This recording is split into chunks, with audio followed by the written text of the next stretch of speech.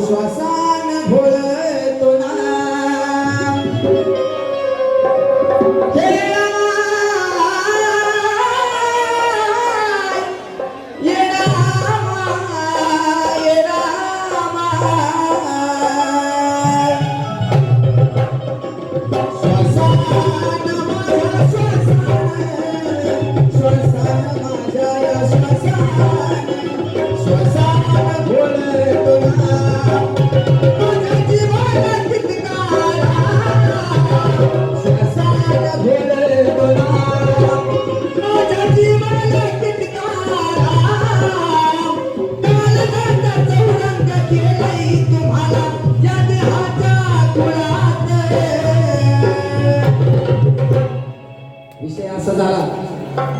नवीन कायचा प्रयत्न केला